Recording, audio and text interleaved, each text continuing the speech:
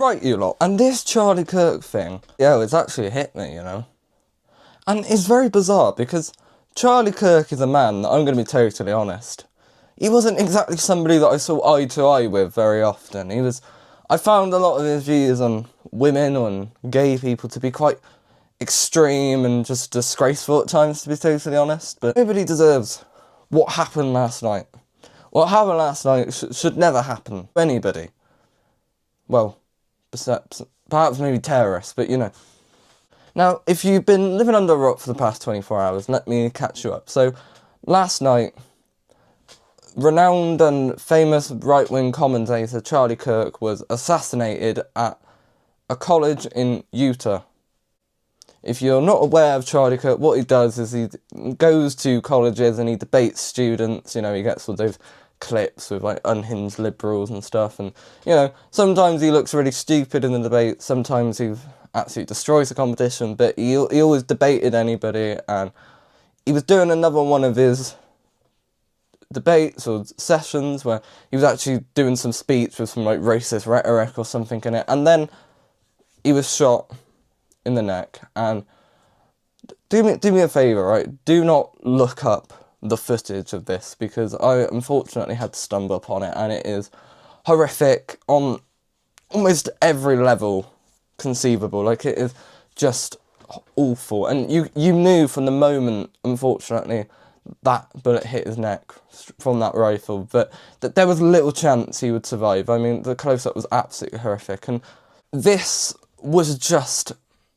horrible to witness, because this should not happen ever. Political violence can never be justified. I've always been somebody that thinks the way that politics is going is quite scary at times, because it almost feels like football teams, you know what I mean? It feels like us against them all the time, where I feel like 20 years ago that there seemed to be a bit more nuance. I feel like people could put their differences aside a bit more and find some middle ground, and of course people can still do that now. You know, I'm somebody that I don't really particularly care what views a person will have, unless they're like violent or harmful, you know what I mean?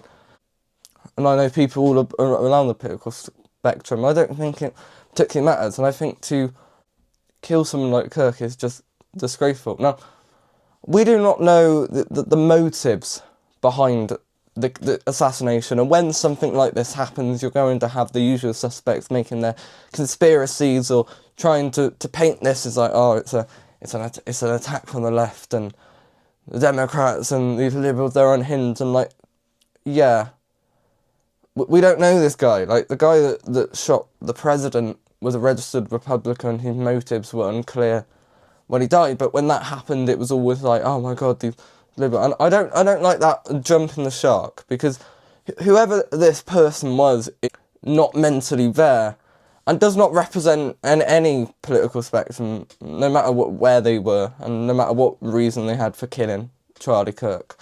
To anyone on the left as well who is celebrating this or see this as a victory, you're going against everything you stand for just to point score, almost, to laugh. And I'm aware that if this happened to a liberal, you know, pundit, you'd have people on the right laughing about it and mocking. You know, we all saw what happened with the Paul Pelosi situation and similar with the Trump situation. I know in those cases neither person died, so it was a bit different. And I'm also aware that Charlie Kirk himself probably wouldn't have lost much sleep if it happened to somebody on the left, but you shouldn't stoop to the level of other people, you know what I mean, just because someone you don't like has been killed. Because on a human level, this is absolutely horrific, what happened. This is a guy who was 31 years old, that's a very young age, especially in 2025,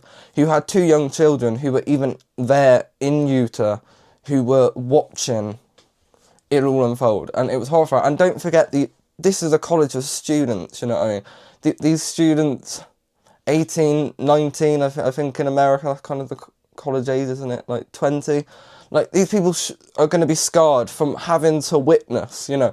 You see people running and the terrified nature of everyone after it happened. This was something that, on every level, should not have happened and was just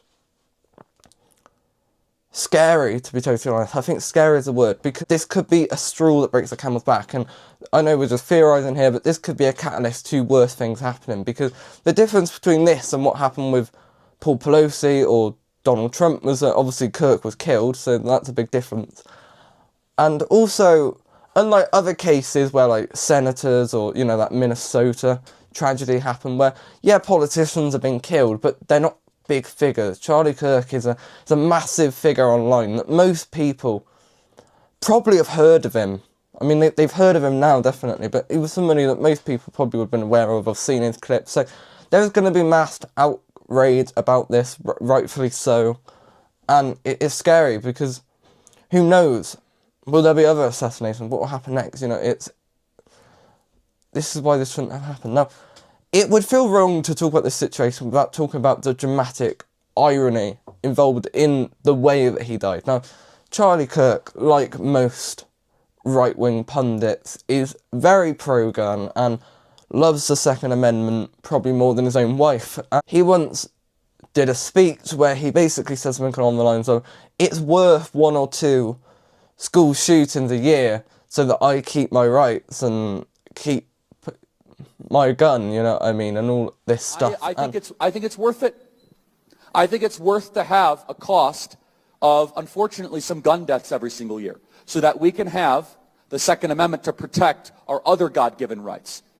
Then he gets killed by a rifle. It's, you know, he almost died as he lived, if you could find any positive in it, which I wouldn't exactly say. And I imagine even on his deathbed, he would still not concede that, you know, the gun laws are wrong in America. And I think the fact that also on that day there was another school shooting as well, believe it or not, which was overshadowed by the Charlie Kirk news, but we've seen 2 very recently.